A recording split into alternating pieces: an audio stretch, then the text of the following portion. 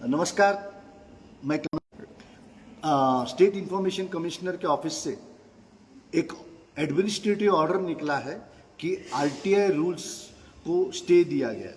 मैं उसके बारे में पूरे महाराष्ट्र के लोगों को जानकारी देना चाहता हूं कि स्टेट इंफॉर्मेशन कमिश्नर को ये कोई भी अधिकार नहीं है कि वो एक गैजेट जो गवर्नर ने साइन किया है उसको स्टे करने का कोई भी इंफॉर्मेशन कमिश्नर्स या उनके जो सबऑर्डिनेट ऑफिसर्स है उनको अधिकार नहीं है।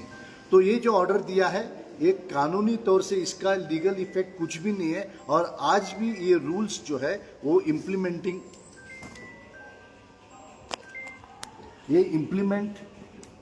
करने का इनको ओपन ऑप्शन है।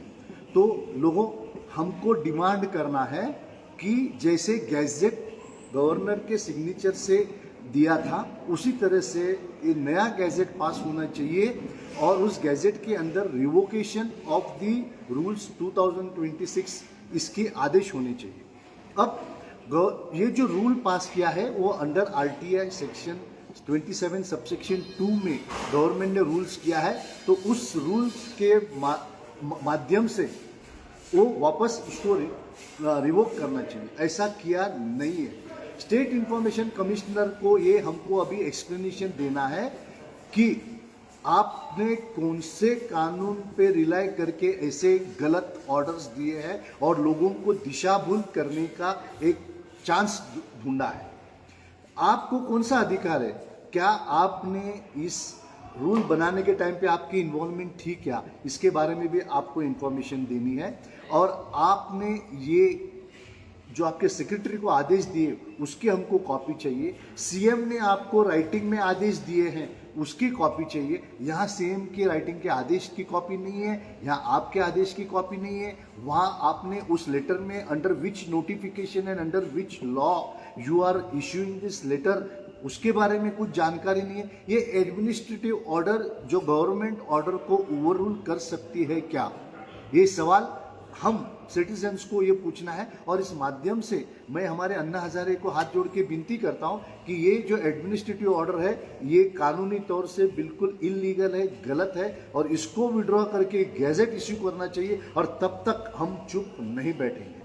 तीसरी बात यह कि आपको मालूम है कि हमारे सीएम ने स्मार्ट मीटर्स के बारे में भी बहुत से हमको आश्वासन दिए हैं और बोले थे की स्मार्ट मीटर्स कॉमन आदमी को नाही, सर्वसामान्य माणसांना स्मार्ट मीटर्स लागणार नाही असं आमच्या माननीय मुख्यमंत्र्यांनी सांगितलेलं। पण प्रत्यक्षात काय होतं, आमचे IAS ऑफिसर्स सीएमच्या शब्दाची किंमत ठेवत नाहीत आणि सीएमला त्यांच्या विरुद्ध ॲक्शन घेण्याची का ताकद नाही हे आम्हाला आजपर्यंत कळलेलं नाही आहे। सीएमच्या प्रत्येक शाब्दिक जे शब्द आहेत त्याला कुठलेही IAS ऑफिसर्स मान्यता देत नाही। त्यामुळे सीएमनी हे लेखी आदेश का दिले नाहीत किंवा का देत नाहीत हा प्रश्न प्रत्येक माणसांच्या मनात उद्भवतोय। तर ह्या माध्यमातून प्रत्येक नागरिकांनी हा प्रश्न इन्फॉर्मेशन कमिशनर्सच्या ऑफिसमध्ये त्यांना प्रश्न विचारावा की तुम्ही हे जे ॲडमिनिस्ट्रेटिव्ह ऑर्डर्स दिलेत हे कुठल्या कायद्याने दिलेत आणि तुमचा काय संबंध आहे? तुम्ही रूल्स बनवताना अपोज केलेलं का?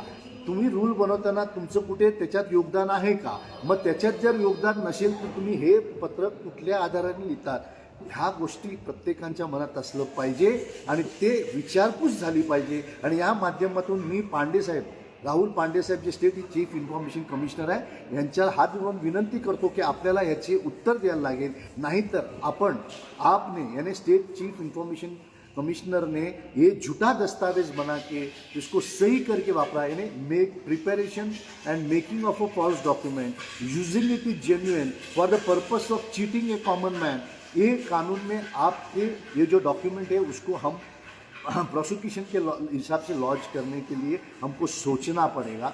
मगर जरूर हम हाथ जोड़ के विनती करते हैं, हमको कन्फ्रंटेशन में नहीं जाना है, हमको इसमें लोगों के भलाई के हिसाब से करना है। तो आप भी इसके आगे ऐसे कोई भी आदेश ना पारित करें जिसमें आपको अधिकार नहीं है और आपको कोई भी इलीगल काम करने का कोई भी अधिकार नहीं है। तो ये माध्यम से अब मुझे ऐसा लगता है कि स्टेट चीफ इंफॉर्मेशन कमिश्नर ने अपने अथॉरिटीज से जुरिडिक्शन को ओवर क्रॉस किया है, एक गलत दस्तावेज किया है और हम लोगों को दिशाभूल करने की कोशिश की होगी, किया है ऐसा मैं नहीं कहता हूँ, पर की होगी अगर मैं गलत हूं तो स्टेट चीफ इंफॉर्मेशन तो राहुल पांडे जी, हम एक दूसरे को अच्छी तरह से जानते भी हैं और हम मिले भी हैं, तो आप मुझे बुलाइए, हम वीडियो रिकॉर्डिंग करेंगे आपके और आपको बताइए कि हमने गलत बात किया तो हम आपके पैर छू के माफ़ी मांगेंगे। अगर नहीं तो ये बात आपको सीएम को बताना है कि आप गैजेट के तौर से इसको विड्रॉ करना है। ये एडमिनिस्ट्रेटिव ऑर्डर नहीं है और इस एडमिनिस्ट्रेटिव ऑर्डर की लीगल इफेक्ट 0 है